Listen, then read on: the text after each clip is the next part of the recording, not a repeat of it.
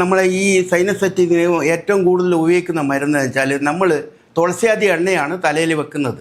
തുളസിയാതി എണ്ണ കയ്യിൽ തലയിൽ വെക്കും. അതുപോലെ തന്നെ മൂക്കിൽ ഒഴിക്കാനുള്ള ഒരു പച്ച മരുന്നുണ്ട്. ആ പച്ച മരുന്ന് മൂക്കിൽ ഒഴിക്കാനുണ്ട്. ഒഴിച്ച് കഴിഞ്ഞാൽ പിന്നെ അത് രോഗത്തിൻ്റെ മൂർജ്ജം എത്രയുണ്ടോയെന്നനുസരിച്ചാൽ അരിഷ്ടങ്ങൾ കുടിക്കാനുണ്ട് അകത്ത്.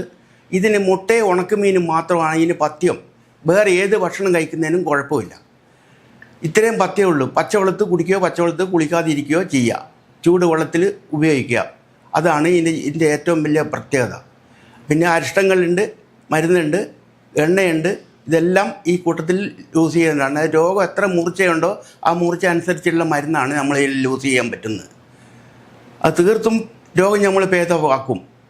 അത് കൂടുതൽ ചികിത്സ വേണ്ട. ഒരു മാസം കൊണ്ട് എല്ലാ ട്രീറ്റ്മെൻറ്റും നമ്മൾ ചെയ്ത് പൂർണ്ണമായ 100% വിജയത്തിലെത്തിക്കും.